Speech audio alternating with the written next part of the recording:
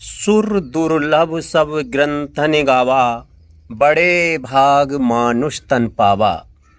साधन धाम मोक्ष कर द्वारा, साधन धाम मोक्ष कर द्वारा, पाई न जही पर लोक सवारा। दोस्तों, ये जो मैंने चौपाई बोली हैं, ये चौपाई गोस्वामी तुलसीदास जी ने श्री रामचरितमानस के उत्तरकांड में लिखी है। देखिए, काकभूषुंडी जी बताते हैं इसके बारे में। जो चौपाइयाँ हैं वो काकभूषुंडी जी के द्वारा बताई गई हैं। सुर दुर्लभ सब ग्रंथन गावा, बड़े भाग मानुष तन पावा। ये जो मनुष्य का शरीर है, ये बड़ी ही युक्ति से, बड़ी ही मेहनत से, बड़े प्रयत्नों के बाद मिला है। इस मनुष्य शरीर के बारे में देवताओं ने भी बहुत प्रकार से वर्णन किया है कि बड़े भाग से मनुष्य को ये शरीर मिलता है। 84 लाख योनियों में भटकने के बाद, कीट पतंग जितने प्रकार की जो जीव जंतु सब बनने के बाद, 84 लाख प्रकार की योनियों से निकलने के बाद फिर मनुष्य को यह मानव शरीर मिलता है। आप समझिए, इतने अमूल्य इस शरीर को, इस जीवन को मानव किस प्रकार से यूं ही व्यर्थ गवा रहा है। अगली जो चौपाई मैंने अभी पढ़ी थी कि साधन धाम मोक्ष कर द्वारा, पाई न जेहि पर लोक सवारा। ये देवता जो हैं, देवता भी अपने जो पूर्व, जो अपने कर्मों के अनुसार देवता बन जाते हैं, उसी को भोग रहे हैं, उसी के अच्छे फल को भोग रहे हैं, लेकिन मोक्ष प्राप्त नहीं हो रही उनको भी। मोक्ष श्री हरि के चरणों में जो लीन हो जाए, उस मोक्ष के लिए देवता भी तरसते हैं, क्योंकि कर्म के द्वारा ही मोक्ष मिल सकती है। जो मोक्ष मिलेगा वो कर्म से ही मिलेगा।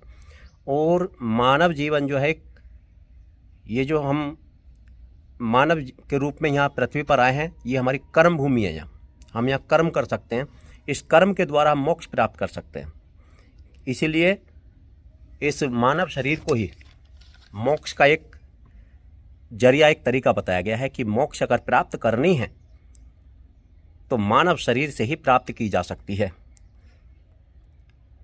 अब समझिए कि जब देवता लोग इस मानव जीवन को इतना मूल्यवान, इतना कीमती बता रहे हैं, जो अपने सामने अपने स्तर से भी ऊंचा बता रहे हैं, और इस बेशकीमती जीवन को, इस बेशकीमती अमूल्य शरीर को व्यक्ति यूं ही क्षण भर में समाप्त कर देता है। किसी की बातों में आकर, किसी के उकसावे में आकर, किसी के बहकावे में आकर, या किसी की झूठी मोहब्बत में फंसकर व्यक्ति इस अनमोल शरीर को समाप्त कर देता है। फिर से ये शरीर मिलेगा इसकी कोई गारंटी नहीं है। दूसरी बात कि जो व्यक्ति इस समय रह रहे हैं इस कर्म भूमि पर, उनको यह समझना चाहिए कि जब इतना अनमोल शरीर हमको मिला हुआ है तो इसको हम व्यर्थ न गवाएं। ये खाने पीने, भोग करने, बच्चे पैदा करने, इन सब के लिए नहीं है ये शरीर, कि खाली इन कामों के लिए हमें ये शरीर मिला। इन कामों के लिए तो और भी जितनी योनियाँ दी गई हैं उनमें है, जितनी और भी जीव जंतु कीट पतंग है, उस काम को तो वो भी कर रहे हैं। बच्चे पैदा करना, खाना पीना, रहना, वो भी कर रहे हैं। फिर ये सभी योनियों से अलग हटकर जो मानव योनि है, इसमें कुछ तो अलग होगा। जरा आप इस बात पर विचार अवश्य करें कि इस योनि में कुछ ना कुछ तो अलग है, क्योंकि मानव योनि सर्वोपरि बताई गई है। तो अपने इस अमूल्य समय को बेकार की चीज़ों में या फालतू की चीज़ों में बर्बाद ना करें। इसका एक एक मिनट कीमती है, एक एक मिनट अमूल्य है, एक एक सांस कीमती है। इसे यूं ही इन सांसारिक वासनाओं में ना व्यर्थ करें, ना गवाएं। जितना हो सके श्री हरि का भजन कीर्तन करें, अपने सभी कार्य करें, भजन करें। गृहस्थी का पालन करना, सत्य का पालन करना, ये भी एक भजन है। इसको ठीक प्रकार से करें। श्री हरि का गुणगान करते हुए अपने सभी कर्मों को करें। हमेशा श्री हरि में अपना मन लगाए रखें और अपने इस जीवन को उनको समर्पित कर दें।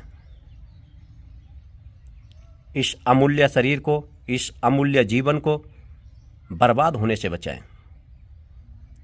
कौन जानता है कल किसके साथ क्या हो जाए। ना मुझको पता है, ना आपको पता है कि अगले मिनट में क्या होने वाला है। कुछ व्यक्ति सोचते हैं कि अभी हमारी उम्र क्या है। ये पूजन पाठ के काम तो बुढ़ापे में होते हैं। कुछ व्यक्ति मैंने बोलते देखे इस प्रकार से। तो दोस्तों, बुढ़ापे तक आप या हम पहुँचेंगे इसकी कोई गारंटी नहीं है, पहली बात। और दूसरी बात, जो भजन कीर्तन आप जवानी में कर लेंगे वह बुढ़ापे में नहीं कर पाएंगे, क्योंकि बुढ़ापे में यह शरीर भी साथ छोड़ने लगता है। इसलिए दोस्तों, इस अमूल्य समय को बर्बाद न करें, श्री हरि का गुणगान करें। जय श्री राम।